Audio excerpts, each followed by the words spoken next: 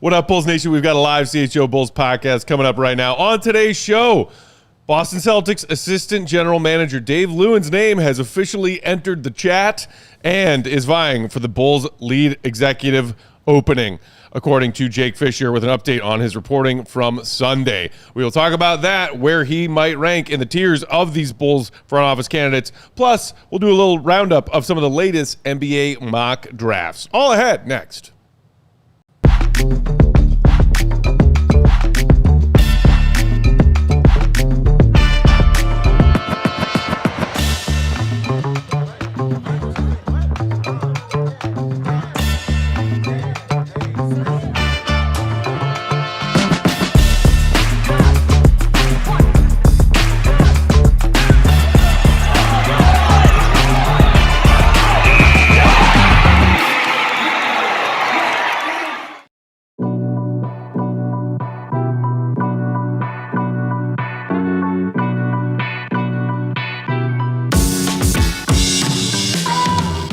Going on, Bulls Nation? Welcome into the CHGO Bulls podcast, coming to you live from our Xfinity loft here in downtown Chicago. CHGO Bulls is presented by Bet365, where winning is everything. Download the Bet365 app. Use code CHGO365 when you sign up. Thanks for being here, and happy Tuesday, everybody. If you're hanging out with us in that YouTube chat, hit that like button. It's free, and it spreads joy. So is the subscribe button, also free, also spreads joy. I'm Peck, Bulls_Peck, joined by Big Dave, BAWL Sports. Will the Goat Gottlieb, Will_Gottlieb. Read his stuff, allchgo.com. Become a diehard with promo code GOAT at sign up. And shout out to our guy, the one and only king of the controls for today of CHGO White Sox fame, Sean Anderson. What up, Sean? I have power. It wasn't Nas Reed? No, I didn't play. Okay, it doesn't. You can't hear it. Didn't play well. You know why? Because it wasn't the Nas Reed sound effect. Yeah. That's the only one I think you're legally allowed to play when you're producing a Bulls show. See how easy that was? Oh, no, I just deleted the Nas Reed drop. Yeah. Oh, I got it. Okay, I got it. Shout out to Hitman, who's finally catching the show live for the first time. Shout out to you, Hitman. Shout out to Fine Day, who liked this YouTube at 2:01 p.m. Good for you. I like that. I like that people early. are announcing the timing of their likes. I think we could start a little competition. Fantastic. That's, say like, I was to the chat first, 2:01. You were 2 hours early. Congratulations. Fine Day saying, I also have Dave Lewin as my top pick. Personally, no other organization in the league has a history and championship mindset other than the Celtics. You're not really wrong about that. And Travis also saying, are the Bulls actually doing a competent front office search? Hire the Celtics guy and call it a day. Seems like it. Shout out to Strick, who's letting us know that he likes tacos. Hey, me too. Delicious. So, yes, that was the big news from earlier today when it comes to the Bulls and their search for a new front office.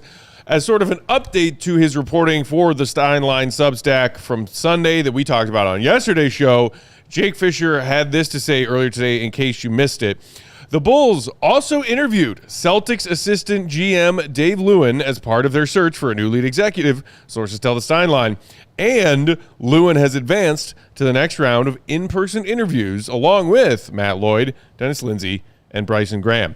Fischer followed that up with another little piece of context saying Chicago appears very much on pace to secure its new head of basketball ops in time for the NBA Draft Combine, where the Bulls will learn their lottery position in addition to holding a second top 15 first-round pick from Portland. Shout out again to Denny Avdia. All right, so fascinating because we had heard in their reporting, him and our guy Mark Stein from Sunday's Substack, that some of those names, Matt Lloyd, Dennis Lindsey, and Bryson Graham specifically, had all advanced to a in-person second round of interviews that are reportedly taking place this week. Yes. After some initial first round of interviews that were held virtually. And we were wondering on yesterday's show, does this list of three finalists mean that those are the three finalists and no other names will be thrown into the final ring of potential hires? And this news today means not so fast. Yes. We have a new name. And based on what I've seen from Bulls Twitter so far today, a lot of people, whether he gets the job or not, are liking that this is a name that we have heard has entered the chat. Yes. I'm excited by everything you just read from our guy Jake Fischer right there, because all I heard was competence. Hey, all I heard competence, and more competence. What's that? Also, it also removes the ideology of, are they just going through the motions on certain things? No, they are not. Like, even if they, like I said yesterday, even if they got somebody they like, they're still interviewing people and being surprised by those people and saying, oh, snap, you need to be in the finalists like this. That's what this sounds like, because we heard it was 3, and they're like, oh, no, this dude blew us away. You had to have been blown away to move him in to the finalist section and say, oh, man, yeah, we want to talk to you again. So that excites me. I'm sure people hear the name Boston Celtics and immediately like, yes, and love that part of it. That's also very cool. That's great. But I just love that they're going through the correct process. This is how it's supposed to go. Now, not just one name or even 2 that you like. Now it's 3 that you can say, hey, I really like it. And even if you like all 4, you can say that. But you can logically say there are multiple names on this list that you would be comfortable with if the Bulls pulled the trigger on either one of those guys and said, yeah, I want to go with you, or I want to go with you. So for me, it just excites me more, because all I heard was competence, and we're doing this the right way. They said they wanted to do it the right way, and this, for me, solidifies that they are absolutely doing it the right way. I think the first couple things that came to mind for me were, number one, this is a type of person from the type of organization that you want to be interviewing. You mentioned it, Dave. The Celtics are, I mean, we talk a lot about the Spurs and the Thunder and the approach that those organizations have taken, Daryl Morey and, his multiple stops. The Celtics are right up there, if not at the very top of that list in terms of organizational competence, just approach to winning. You've seen it now with a variety of different front office groups. They are the team that is, as far as I know, and I'm not positive about this, but they're certainly up there in terms of the size of their analytics department. They've been ahead of the curve with that for years. So these are the type of people that you want to at least be interviewing. The second thought that I had was just another example of there's stuff that we don't know yet. We talked about like the unknown unknowns the other week, and it's just like we don't really know who is in this process. We've heard the reports, and some stuff has gotten out about that. Maybe this was one of the mystery names. It's just so hard to know. Yeah. But I do think that this is another example of them taking a look at and interviewing with people that are held in high regard, that have interesting and unique experience, that come from organizations that have done it really well. And I think that's really all you can ask for, is just like talking to the right people and seeing what stands out to you and then following those threads. Yes. And talking about some of the internet research that's been done just in the first 12 hours, not even, that we've heard this name being added to the Bulls front office candidacy pool. There's been some impressive internet sleuthing going on from Bulls fans, from freelance Bulls bloggers and whoever else. Shout out to somebody, I believe it was Jeff, in the replies when I quote tweeted this from our team account with the news, who had dug up an old write-up from McAllister College's website about Dave Lewin. He is a graduate from that small liberal arts college in Minnesota. Shout out. And shout out to the author, Daniel P. Smith, as well, who had that write-up about Dave Lewin.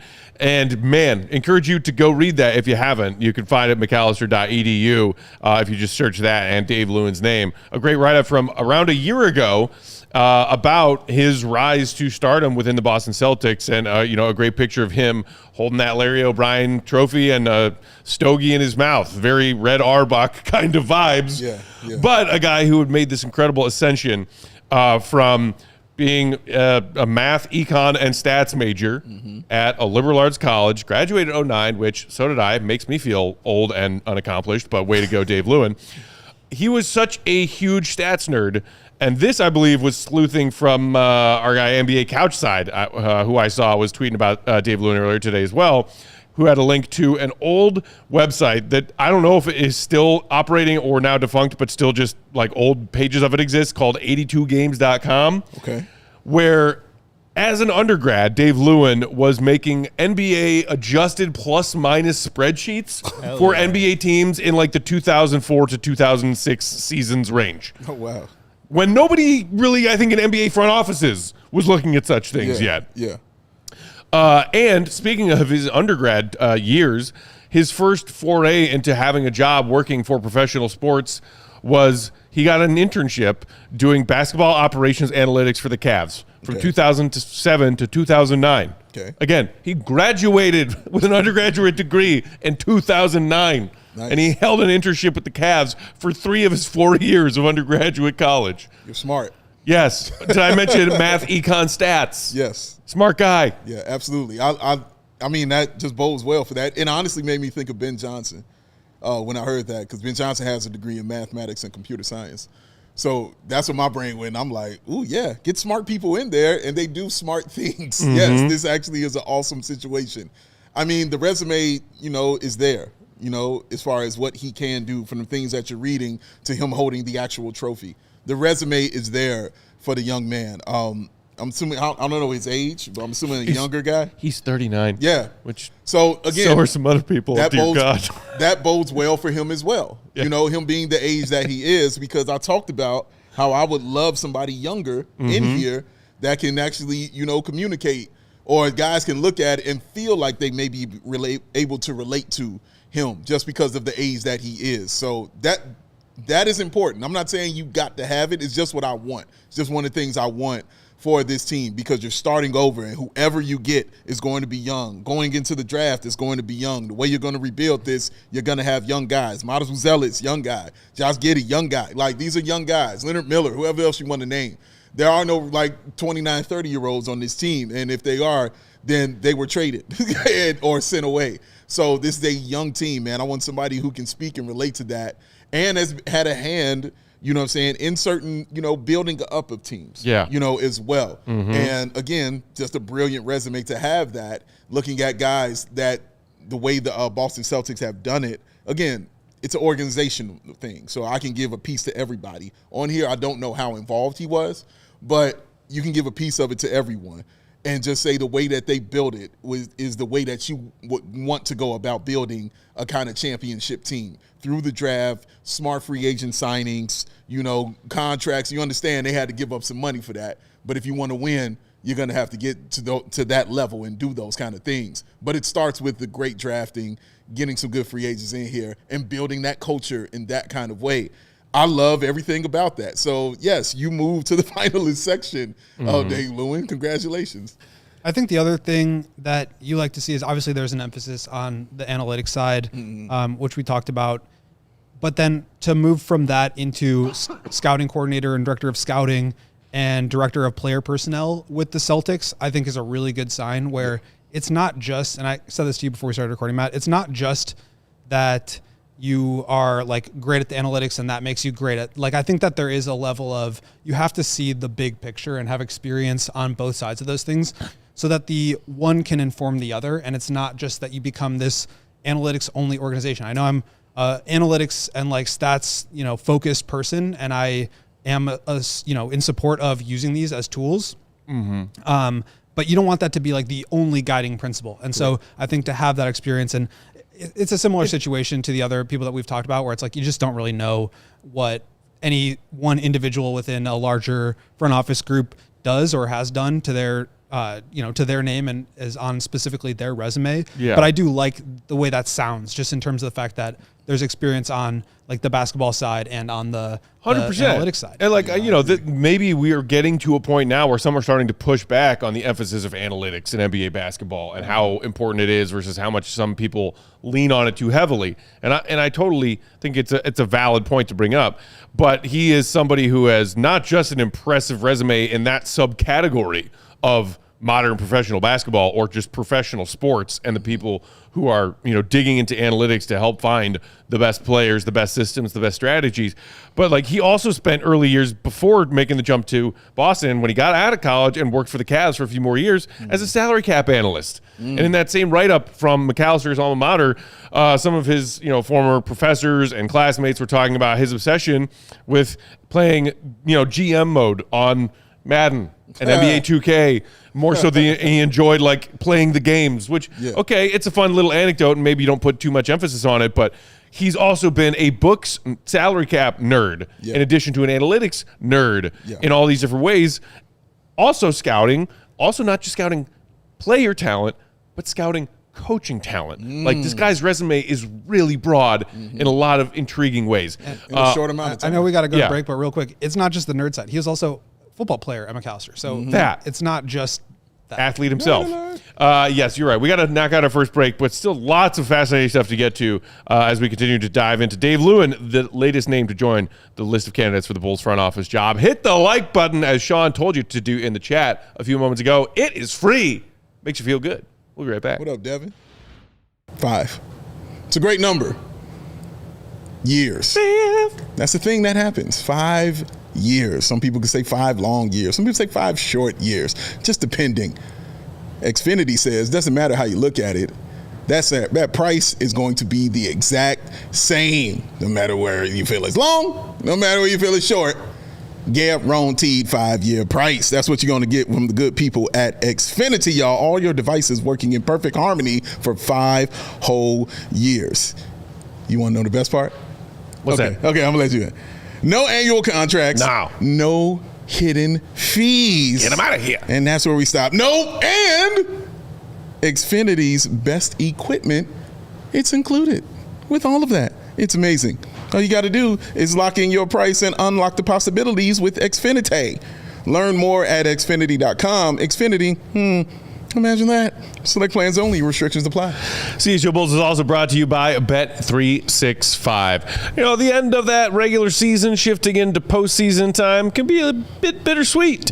For some fans, the adrenaline potential playoff glory starts creeping in. For others, hello, the sadness of an empty summer starts to become reality. Bulls fans, we're there. But heck, for some of us here in Chicagoland, an empty summer could be a welcome relief. I'm not too torn up about it.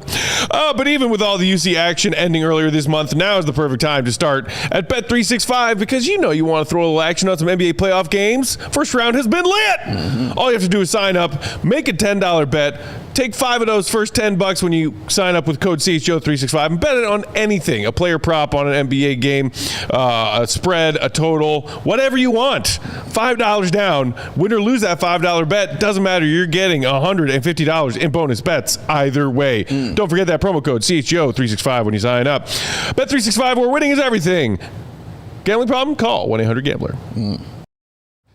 CHGO Bulls rolls along Tuesday afternoon. Thanks for being here with us, Bulls Nation. Peck, Big Dave, Goat, our guy Sean Anderson on the controls, talking about the very deep resume of Dave Lewin, assistant GM of the Boston Celtics currently, and latest name to join the Bulls rankings of new front office hopefuls. As we continue to dive into his resume, why don't we take the temp of his NBA breadth of experience? Taking the temp, brought to you by our friends at Four Seasons, your trusted local experts for heating, air conditioning, plumbing, sewer, and electric. Visit FourSeasonsHeatingCooling.com for all their special offers and money-saving coupons. That's FourSeasonsHeatingCooling.com. I had mentioned before the break that very interesting write-up that his alma mater, McAllister College, did about him after the Boston Celtics won that championship in 2024, and then he made himself yet another promotion to assistant general manager. Mentioning, as Goat did, that he was an athlete at McAllister College. There's a great quote of a former classmate / teammate of his by the name of Abe Woldeslassie, who is actually now the head basketball coach at McAllister. Okay. Quote, when I think of Dave, the first word that comes to mind is brilliance. He was thinking about basketball stats in a way few others were back then. End quote. Of course, speaking to his nerddom when it comes to NBA adjusted plus-minus spreadsheets before he even worked for an NBA team, just as a hobby while he was a math, econ, and stats major in college. And the first thing I thought of, Dave, when I heard that quote about thinking about basketball stats in a way few others were back then, and I even am sure our guy Sean, CHGO White Sox, can also empathize with this. It makes me think of what Michael Reinsdorf said in his press conference. We've been behind the trends. We've been behind the times for a while. Yeah. Feel like we need to try to address that and maybe fix that and maybe start getting ahead of some of these trends in the NBA. No, man, that's hilarious. I'm actually listening to a 670 The Score segment where they're talking about Tony La Russa possibly still having influence within the White Sox. So, yeah, behind the times, I think, is apt. Yeah. Like, how about somebody who is ahead of these trends and not, again, just about stat analytics, but if you're looking at if you're looking for an example of a guy who can be ahead of trends and spotting things that are about to be really good and useful in NBA basketball, that nobody knows about yet. Yeah. How about this part of his resume? When he had started working for the Boston Celtics, scouting director, then promoted to director of scouting in 2013, that he held until 16. Then he was promoted again to director of player evaluation in 2016. From 2014 to 17, he also held the title of general manager of the Maine Red Claws, Boston's G League affiliate team. Whilst doing that, he was charged with being a part of a hiring committee for a G League head coach. And he was instrumental, reportedly, in finding a coach, not head coach of little-known Fairmont State University at the time, but an assistant coach at little-known Fairmont State University by the name of Joe Mazzulla. Pretty good. Wait, while you were saying that, I found that intriguing. I was like, he was the GM. Well, I wonder what the team did when he was the GM. So before he got there, they were 19-31 in fourth place. Here's kind of what they did. 35-15. Pretty good. In the first place. Next year, 31-19 in first place. Next year, 29-21, first place. And when he leaves, 17-33. So, dude, damn. Like, I don't watch a ton of Maine G League basketball, so I don't know what was going on there. I'm just reading you what was happening when he was in charge. First. And whereas Bulls fans have complained over the last few years about, like, hey, I like you refer to a baseball team's farm system. The Windy City Bulls, and no offense to any players who have come through there recently, it's not exactly like that. Is breeding players that then are called up to active duty for the Bulls and turn into quality players. You know who does that all the time with their developmental league? It's the Boston Celtics. That's very true. Like, they find diamonds in the rough all the time. They're one of those organizations who does so well. Gee, I wonder if this guy Dave Lewin, and the fact that he then went out and found and hired or was partially responsible, at least, for hiring Joe Mazzulla, really bringing that Boston G League team to not just respectability, but to the forefront of making solid use of an NBA's G League affiliate. Yeah. I think, it's very difficult for me to know what to make of that kind of success, because I know, multiple people that have been GMs of G League teams, and I think that it's a different kind of responsibility than I think people probably understand. I don't mean this in like a disparaging way, but I think that a lot of times, a lot of those people are just, everybody's kind of geared and oriented towards how do we get to the NBA. And so I just don't know what to make of that. Obviously, you want to see the success, and that's a better outcome than not. But it's hard for me to know how to weight that. What I will say is, I think you mentioned the point about like being ahead of the times. That when I heard that today, or maybe we were talking about that, I can't remember exactly how that came up, but I was thinking about that today because I was thinking about the new lottery reform, and I was thinking about the new CBA. And when Michael talked about it in his media availability the other week, he was talking about it through the lens of understanding, the salary cap so that the Warriors could sign Kevin Durant. That was like something that happened over, 10 years ago now. We're going to find out probably like today, if not in the next couple of weeks here, what's going to change with regards to the lottery. And like having somebody that knows how to navigate that, or can at least be like smart enough to conceive of a plan, because everybody's going to be starting from square one at that point, right? Everybody's going to be trying to figure out the plans, same way they were with the CBA. And you saw teams that signed big contracts, like the Bulls signed with Zach LaVine, immediately realize that these were going to be really burdensome and have to figure out how to navigate that. And so having somebody who can handle the salary cap, who can handle the analytics side, who's been on the scouting side, I think that would be a real bonus, because there is going to be so much that they have to navigate to not only stay with the times, but get ahead of them and outcompete some of these other teams. Because that's really what you're trying to do. It's not just about how do you not get left behind. It's about how do you get in front. And that's something I think the Celtics have been at the cutting edge of for, the last 25 years. Yeah, and that speaks to the experience. Basically the person who knows how to do every single thing. And it's why I like Matt Lloyd is at the same time, how he started. When you started here, starting from the bottom, now you're here.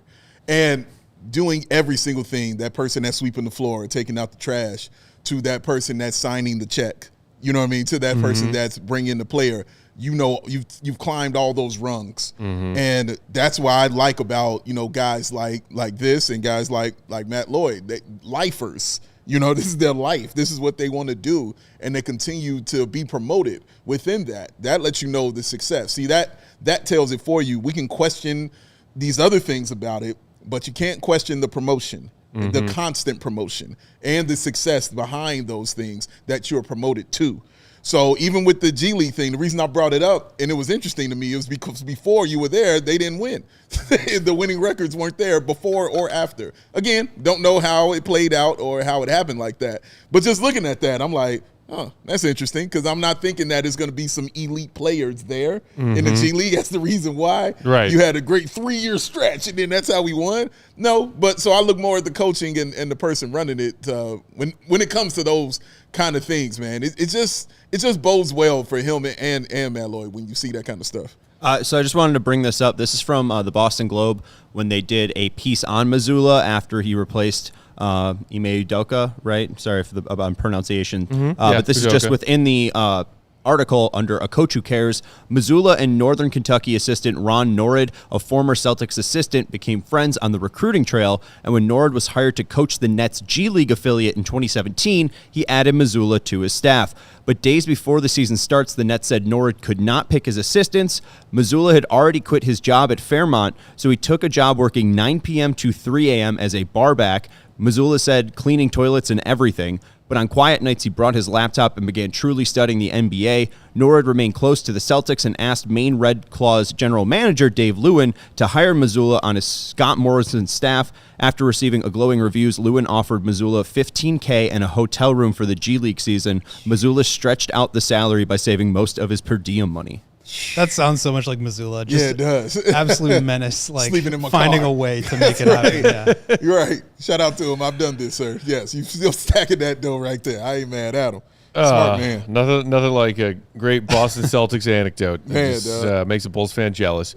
Bars Over Beats in the chat saying, I really just want someone who's a proven winner, not someone who just got lucky like AK. We can't afford another 4 to 5 years of the same. That's a very honestly good point. Yeah. I get what you're saying on that, man. Fine Day saying, I personally think leadership works best when the top brass have worked in all departments. Usually means they have a better understanding in how to lead, which kind of speaks to the point you were making a minute ago, which was as young as he is. And look, this is like he's got a solid resume as we're working our way through it. 2 different NBA organizations dating back to a college internship and a pretty meteoric rise through the Boston Celtics front office, including director of player evaluation from 2016 to 2019, where a couple of picks in there named Jaylen Brown and Jason Tatum. And look, they were blue chip, kind of draft prospects, hard to screw up. But they didn't screw them up. Yeah. There were other kind of swing and miss players in both of those draft classes that were taken top 5, top 10. Correct. They have their 2 franchise pillars who led them to an NBA championship. But again, it's the fact that he has experience scouting, he has experience in analytics, he has experience in NBA capology, and and then beyond player evaluation and scouting, player personnel, constructing rosters, figuring out the best way to make use of, especially once you get to a point where you're a team like the Boston Celtics where, hey, we're going to pay good money across the board on our rosters. We'll be a luxury tax team because we care about winning. We compete for chips. This is what we do with the Boston Celtics.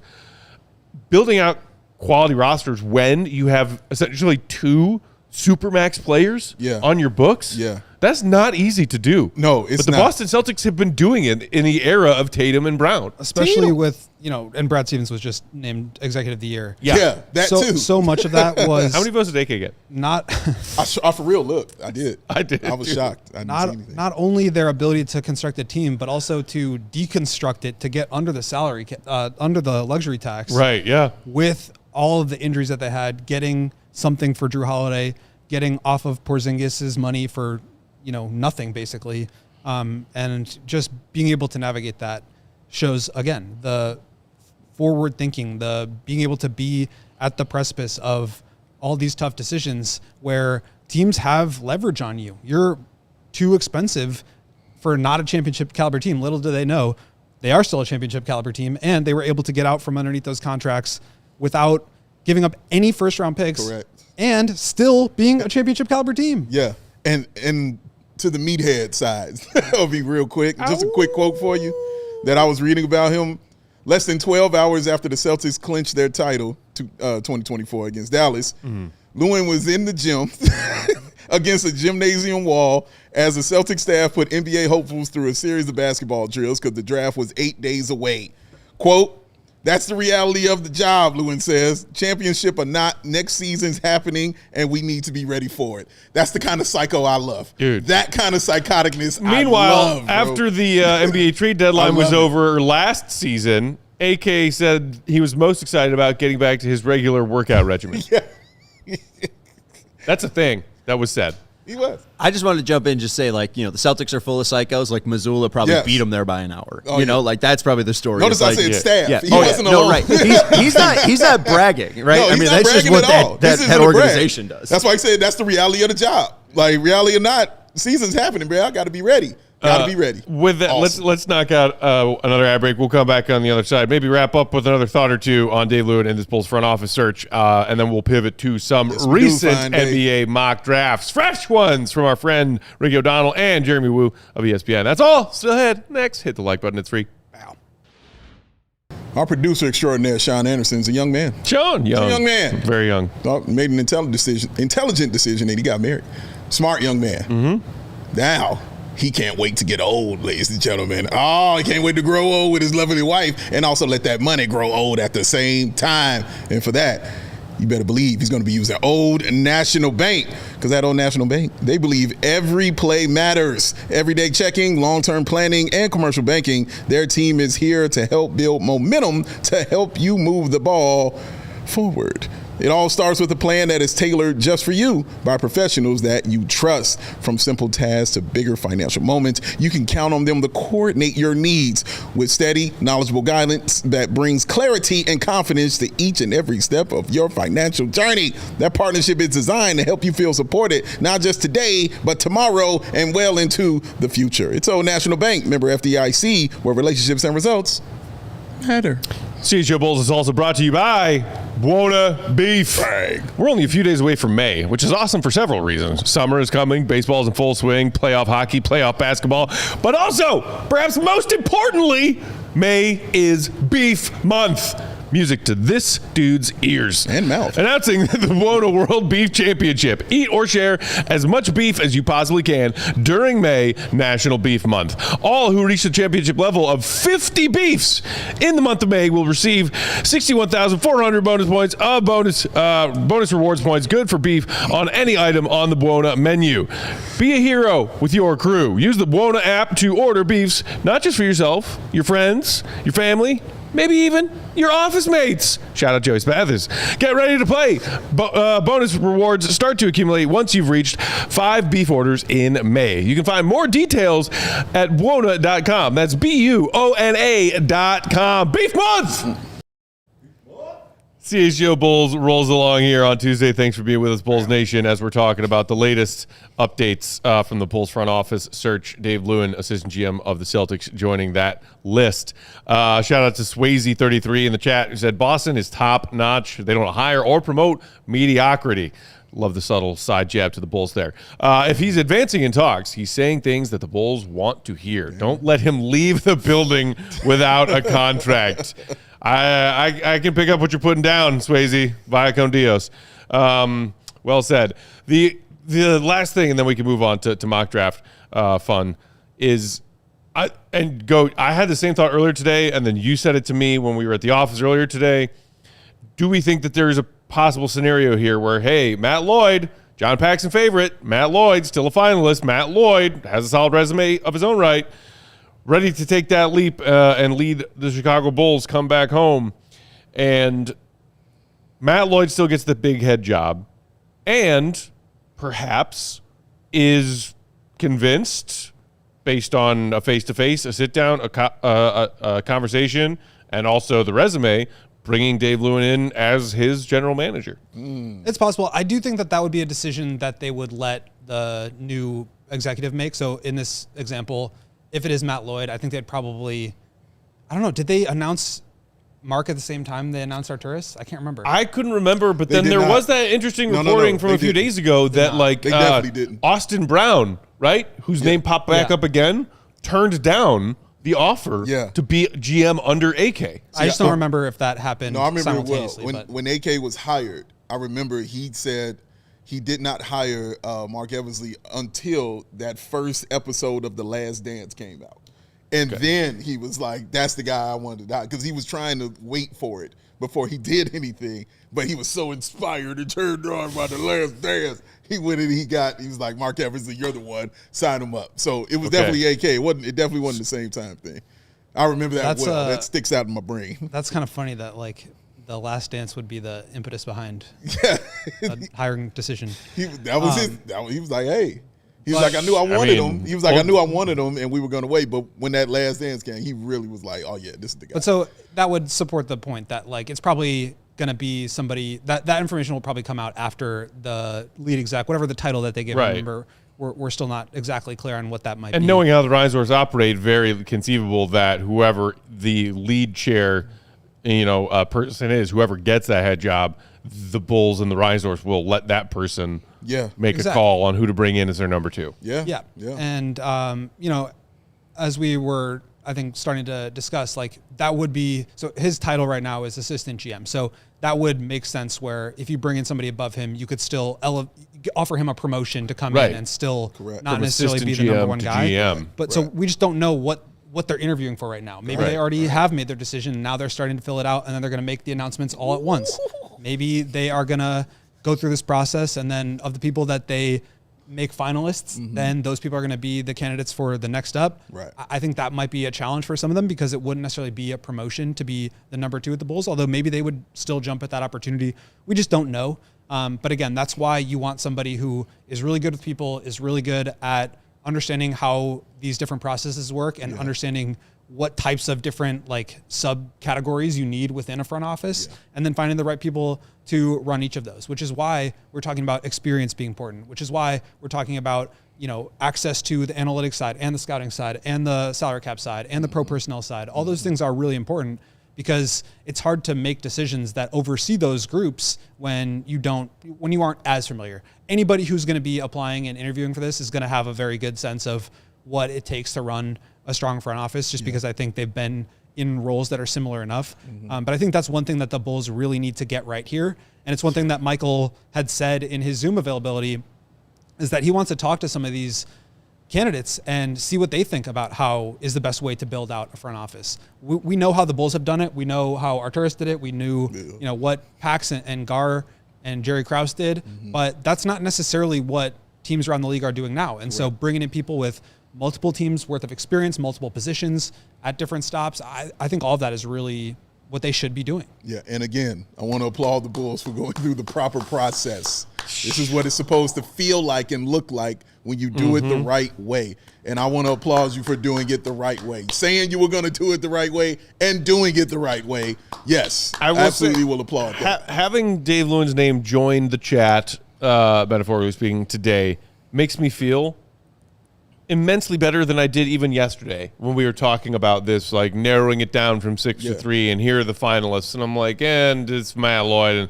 really? Yeah, did you actually do anything? Hey, Julia. Because it was all starting to feel very, very Bulls. And I don't like when things feel very, very Bulls.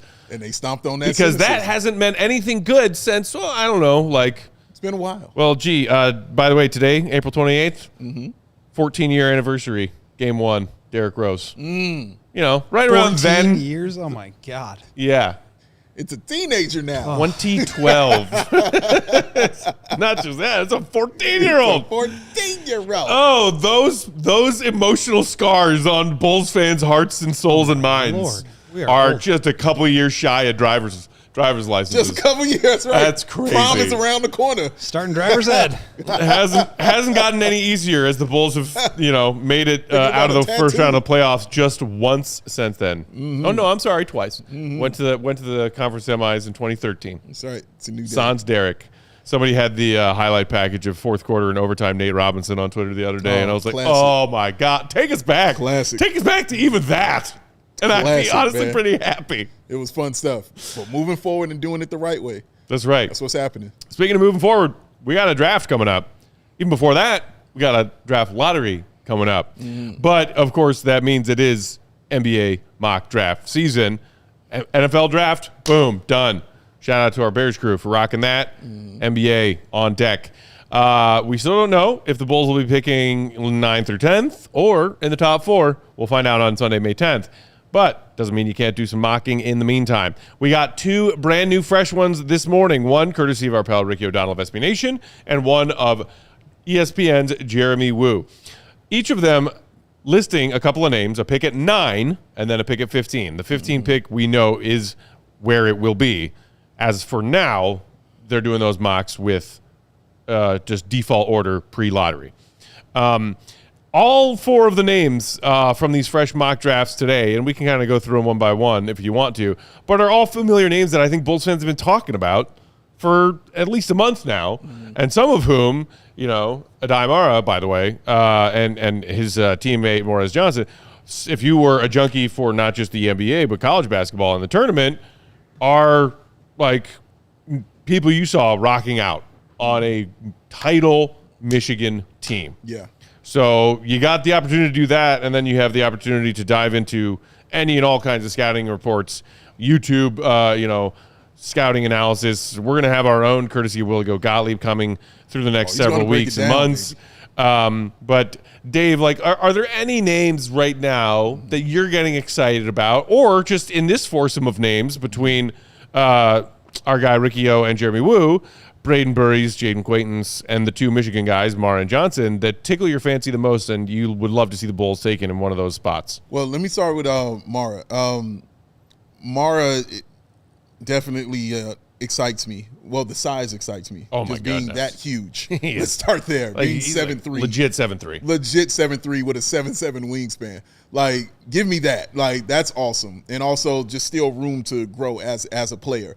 But to already be that big, and this is a testament to how the league is nowadays, the high IQ that he possesses and the touch that he possesses. I always say DeAndre Ayton has one of the softest touches I've ever seen in an NBA player. And for me, that's one of the main things that keeps him on a roster in the league, because when you have that soft touch around the rim, that means you're getting the double digits as far as scoring is concerned. That means you make life easier for when I need a bucket kind of situation. Obviously, he's got the other talent, the rebounding, and all the other stuff. But with this, having that soft touch, and he likes the hooks, the layups, and things of that nature, but also the passing. The passing that young man can do is really, really, really, really good, man. And it excites me. So the Bulls have been lacking a big man with that kind of presence. Right. This isn't a diss on Vooch. It's just saying that kind of, oh my God, presence that you have in the paint.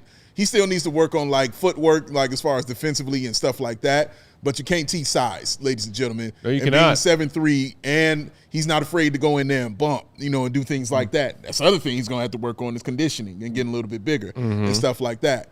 But having that touch, Matt, around the rim, having that passing ability that he has, and then just being that tall and that big and that skilled. Right. All bodes well for somebody like me, especially if I'm picking at number 9 at a position of need. But again, every position is a position of need for the Bulls, but it's still good to have that on your roster if you're able to get it. I mean, speaking of his frame, he already, I think, is more filled out than Chet Holmgren was when he was drafted. Oh, without a doubt. He has more size on his frame than Holmgren did, and Holmgren is, the second best player, arguably.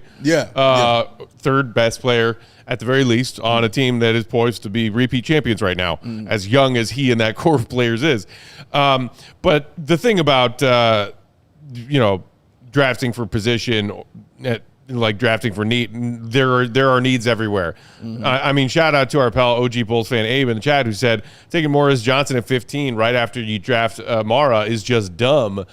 I disagree respectfully because who are your starting power forward and starting center next year if you're the Chicago Bulls? Modest Buzelis. Oh, no. Leonard Miller. Don't worry, I'll wait. Leonard Miller and Jalen Smith. Right? Oh, goody. Oh, Can't wait. Drops. And honestly, for all of the talk recently, especially down the stretch of his second NBA season, more and more Bulls fans thinking, you know what? Modest at the 3 might be pretty awesome. So if we're all down with the Modest playing at least some minutes at the 3 idea, and we're talking about a Bulls team that could finally get some size, it's been desperately lacking, legitimate wingspans, legitimate rim runners, legitimate screen setters, legitimate rim protectors. Yeah. Why not take two bigs? Why not take two bigs? And look, that's just this hypothetical because of these mock drafts. I could be saying the exact same thing about why not take two guards. Right. Like, honestly.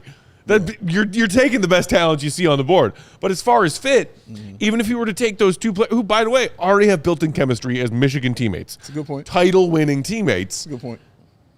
And you slide Modest at the 3, then your 3, 4, 5 all of a sudden is just like gigantically formidable and very awesome. That is a wonderful thing, ladies and gentlemen.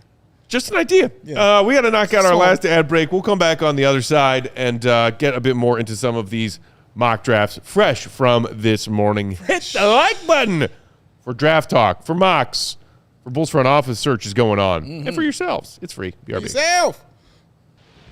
CHGO Bulls is brought to you by Four Seasons, heating, air conditioning, plumbing, sewer, and electric.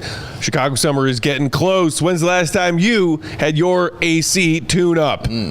Why not do it now with Four Seasons? Every AC tune-up is backed by an industry-leading 1-year no-breakdown guarantee for peace of mind all year, and it's backed by your trusted local experts. And if you schedule yours now, you can save $50, only $89.95. Maybe you have a plumbing or electrical emergency. Call Four Seasons. Heating or cooling not working? You know what to do. Call Four Seasons. Thinking about a whole home generator?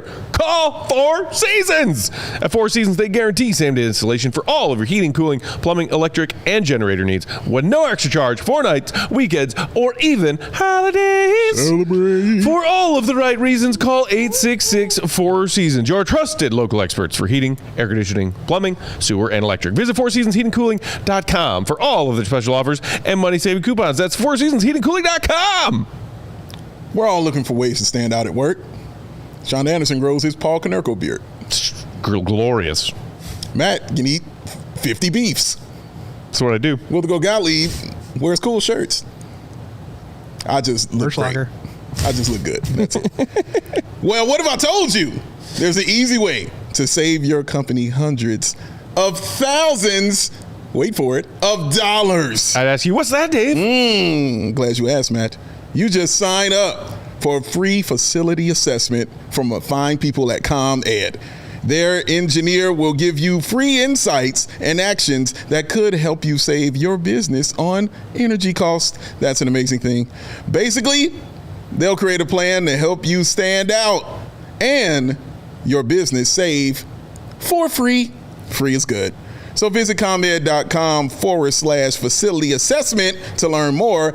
Actual savings will vary based on customers' usage and rate. CHGO Bulls rolling along. We are talking the latest mock drafts that came out this morning and who the Bulls are taking at the 9 spot and the 15. Just from the pre-break part of our convo, Brazil popular in the chat pointing out the whole, take two bigs. Should you do that? Should you take a big and a guard? Brazil popular saying the draft is deep in guards. You could probably get good prospects in the second round like Billy Richmond and Malik Thomas. If either of them drop. Keep in mind the Bulls do have that pick 38, courtesy of New Orleans. Shout out New Orleans. So there is that. And again, I just think whoever the Bulls hire to be in charge of drafting for them this year, I hope whoever that is, for all other parts of their resumes and credentials, know that this is a team starting over. Yeah. You are taking best player available at every pick you have. Every single If you don't, you're doing it wrong. I completely agree. They are not in a position to not draft for whatever the best is. Even if you have confidence in what you have. Yeah. You still that dude looks like he could be better. You go ahead and you try to get that player. And just real quick, it was breaking news that NCAA men's and women's tournament is expanding to 76 teams. Sure. Just want to toss that out there real quick. Why not? Yeah, Sean? Huh? Yeah.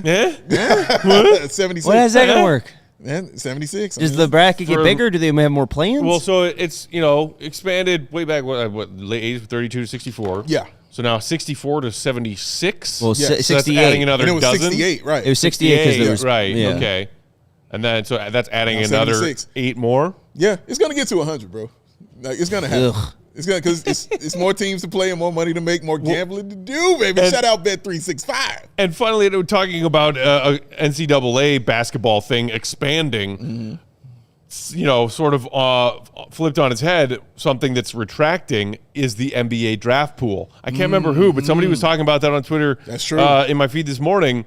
The pool of like early commits to declaring for the NBA draft this year compared to last year is down from like 108 to like 73, 71. And the 108 was already a drastic drop from a few years back where it was like, I think the peak year was 2021 when there were like 350 or something like that who were already pre-decision, early decision declared at this stage.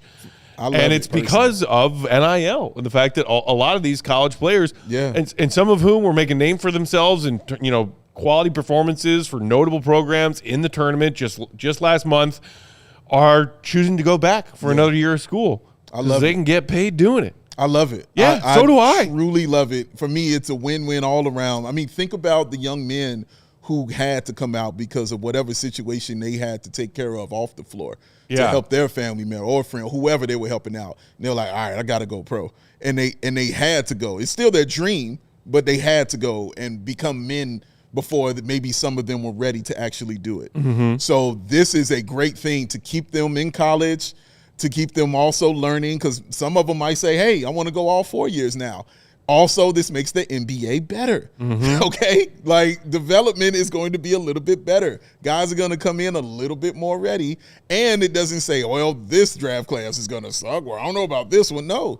Now you can spread it out a little bit more as far as the talent is concerned that can come into the league. So I'm a guy that's for this. I will always be all for this stuff. And now, as people were speaking about how next year's draft, they didn't know about it. Now next year's draft is starting to look a little better with people that are coming back to school who will be coming out next year. For sure. I'm with it. And speaking of players that are talked about as lottery picks, even late lottery picks, that one of those selections from Jeremy Wu for the Bulls in his fresh mock this morning is Kentucky's Jaden Quaintance. Another name that Bulls fans have been very obsessive over, I think, when looking for potentially a future generation big man for this team. And he is somebody who did, and something else that's very popular now is that transfer portal. He was all freshman Big 12 for Arizona State, all Big 12 all defense his freshman year. He transfers to Kentucky and basically plays 4 games. Then, was dealing with the ACL. And most people are assuming that he's going to be somewhere in mid-first round selection. Honestly, that's somebody that I would be hesitant about, skeptical about. You always, like, in that era of the 20 teens, it's just like one-and-done players from Duke, from Kentucky, from whoever, so many of whom had such a small sample of work at the college level because they had some injury and were like, all right, no, I'm good. And you just go to the draft and you're a lottery pick. And then the NBA team that drafts you realizes this part of your game needs work and this is far ways away from being NBA ready and all these things. And just using Quaintance as an example because his name is tied to one of the latest, tied to the Bulls in one of the latest mock drafts today. Man, somebody dealing with an ACL this early in his NBA career. Who, like, yes, okay, decent freshman year for a decent, Arizona State program. Transfers to Kentucky, and we only have a 4-game sample size. I don't know. For as deep as this top end of this draft class is this year, taking somebody like that who has an injury red flag would make me hesitant. I am 100% with you on this. I am the same way. And not because I against maybe taking a risk on him and then taking a flyer on him, because please understand he is raw. But it's the fact that they have to nail this. And I want sure things. And I want people who I'm like, nope, he's ready to go right now. Right now. If later rounds you get him there and he's around, okay, I can see taking a flyer on him. But then you're also telling me we've already taken a center. That's what I'm hearing. And I don't mind that. But defensively, he's got it. You know what I mean? I don't think that needs to be questioned. about him defensively. There's little things he needs to work on, little knick-knacks here and there. But offensively, there's the thing he has to get better at. The consistency with that, the actual having the shot. Because he's a rim-running guy. So you can see where the point guard could work with him, with a guy that can do those kind of things. But, again, when you give him the ball in there, he's not going to be able to do anything with it but kick it back out. Makes him a little more one-dimensional. Now, if he's just telling me he's elite defensively, that changes it. You know what I mean? That changes all that stuff. But, again, I want someone to come in and who's got a little bit more to their offensive game. But even if you go look out whatever scout loves him and things, you're going to hear words like development. You're going to hear words like raw. And those are the things to give me a little pause, man. So I think he's solid. Again, very young guy, still can a lot to prove and can be something in this league. But I agree with everything you just said, Matt, about the hesitancy and the knee injury, as you brought up. Yeah, absolutely, it gives me pause. Being a guy that young and that big dealing with a knee injury right now is an issue. It's not fair. Honestly, it's not fair to look at it that way, but that's the truth of how I look at it, man. But I think he's still going to be good. Giggity's in the chat pointing out Quaintance is only 19. Honestly, that's who the Bulls should be drafting. Really young kids with oozes of upside. See, yeah, those words. Great usage of oozes. Yeah, shout out to you on that, man. This should be a long rebuild, said the Giggities. And Fine Dave, meanwhile, saying Jaden Quaintance would be worth a look with the Bulls 30 range pick. Yeah. Unless we plan on having a multi-year rebuild, then he would be worth it since we'll be bad again. The answer is yes, the Bulls should be right now facing a multi-year rebuild. Yes. It's what they didn't want to do. It's what AK dragged his feet in doing. It's what put them in this really yucky position they find themselves. Thanks, AK. And now they should do it for real.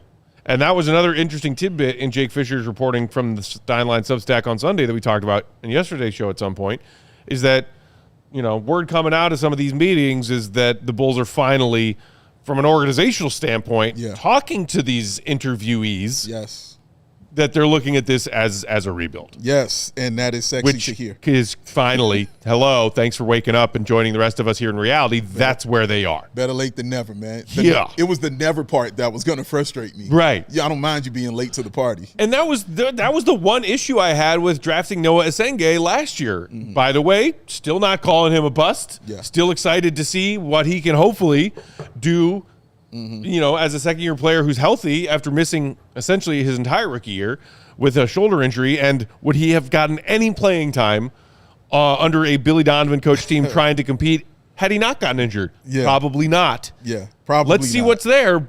But the part that didn't make sense to me was if AK and Billy were so gung-ho about staying competitive with like a Josh Modest core of players, then what are you drafting an 18-year-old project for? Who couldn't help you win right away. Yeah, no, you're right. And again, that's the reason that puts me off Now of he Quintus. fits into their timeline. But that puts me off Quintus also, too, because I still know I got a project that I'm working on right now with a guy like Noah Esenge. I'd rather not have, I like the central focus to be on that. And see, not to say you're not going to get projects as the, later rounds and things like that, but it just gives me that kind of pause. Now, the guard out of Arizona, that young man, is it Burries? Am I saying? Braden Burries, Braden Burries, man. Braden Burries. I like Braden Burries. Braden Burries reminds me, like, he's the dude, like, he got a mid-range game. Yay, step one. He's a 3-level kind of scorer kind of guy. But he's got some insanity in him. And I love the insanity in my players because he's an offense and defense guy. Yeah. And he's got Will Purdue's hated phrase, a high motor. High motor. He definitely has that for sure. Didn't used to be a thing. Didn't used to be a thing back in the day. Back in my day, cell phones were this big. We all had motors. That's right. Where phones had a cord. But I just like the IQ and the fact that he's psycho. Yeah. And the competitive nature of him is always on full display. Like if you're sitting there watching it, that tell you about the defense that he plays. Now, his shot selection could be a lot to be desired for the young man. And the ball security too, but I'm not too much worried about that because I'm not asking him to run things. You know what I mean? I'm asking him just to be a dog and attack. And that's exactly what he can do. So he can score in bunches and he could defend. Those are two incredible traits to have already in a young man's life that's coming into the NBA. Absolutely. And we might just go to a tiny bit of overtime here on CHGO Bulls so we can address what I see some of you in the chat are already talking about, which is we got a little bit of a Shams bomb here. Yeah, I see. If you are watching on one of our streaming partners and want the bonus coverage of today's episode, just head to allchgo.com. Sure. With that, Shams, the NBA has disclosed to its 30 GMs a singular new anti-tanking reform that expands the draft lottery to 16 teams, flatten odds, and have a relegation zone, where the bottom 3 teams are penalized with fewer lottery balls for the number 1 pick. More Shams. The, quote, 3-2-1 lottery proposal, named to represent the number of lottery balls per team, would expand the lottery from 14 to 16 teams. Teams that do not qualify for the playoffs or play-in tournament but stay out of the relegation zone, which AKA means spots 4 through 10, not 1 through 3, would receive 3 lottery balls each. Teams with a bottom 3 record, the relegation zone, would have just 2 lottery balls but have a floor of the 12th pick, while the rest of the 13 lottery teams could fall as far as the 16th pick. 9th and 10th play-in seeds in each conference receive 2 lottery balls each, while the losers of the 7-8 play-in games receive 1 lottery ball each. In addition, no team would be able to win the top pick in consecutive years or be able to win 3 consecutive top 5 picks. Teams also would not be able to protect picks in the 12 to 15 slots going forward, aka taking away the back end of lottery protected. Ooh. I like a lot of the ideas that are there. I don't hate it. I don't hate it. They're trying. A lot. They're trying something. A lot to digest in there, and we can probably circle back and talk about this more on tomorrow's show. But generally speaking, what I like, relegation zone. Yeah. If you're a bottom 3 team, one of the worst 3 records in the league, you don't get the most lottery balls. Yeah. If you're not good, but not trying to be bad, a.k.a. high Bulls the last 4 years, you have higher lottery odds now. That's true. This would, for a team, regardless of the front office viewing it as a full-on rebuild, they're not going to be trying to be bad. Yeah. Like, they are going to be young. I foresee them being fairly bad next year at least, if not for the next couple of years, as they try to start to build this out the right way. Yeah. But if they can avoid being one of the 3 worst teams in the league, these new lottery reforms could actually set up the new front office with some, decent prospects. It's rewarding winning, and I think that's fair. Honestly, it's rewarding. What else do we call it, class? Competitive integrity. Somewhere AK is smiling. Yes, and far away from here. Somewhere not here. Far away from here. Somewhere not here. He's smiling, and good for him on that. But yeah, we'll dive more into it tomorrow. But I don't hate this. Like, again, you're rewarding winning, and guys, try to make it more competitive. Like, get out there and play. Right. This means something. Like, no, you can't be a bottom 3 team, bro. Like, you have to be fighting to be a little bit higher than that. Go ahead, Sean. We do have a super chat from VO23. Hey, fellas, what about Chris Sanak from Houston? A big that can shoot threes and 19 years old. I believe on the ESPN mock, he was available at 17. So at 9 and 15, a possibility there. Could be a player to keep an eye on for that Portland pick at 15. Absolutely. And you are right. He has Jeremy Wu had him going 17 to OKC in his mock this morning. Oh, then I want him. 19-year-old freshman.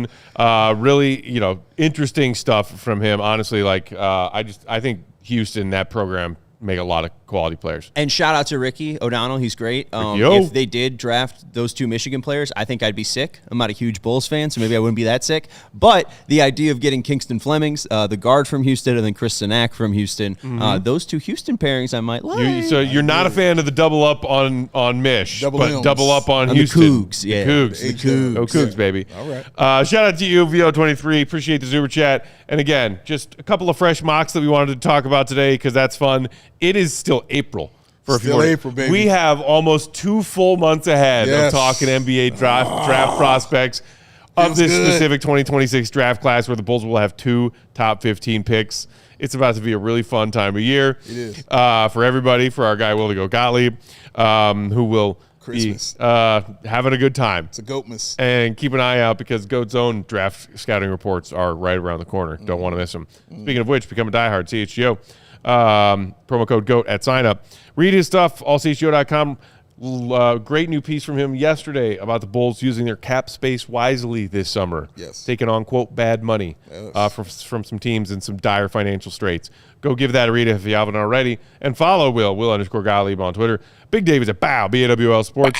I'm Bulls _Peck. We are CHGO _Bulls. Our guy, King of the Controls, host of CHGO White Sox, Sean Anderson. Beauty.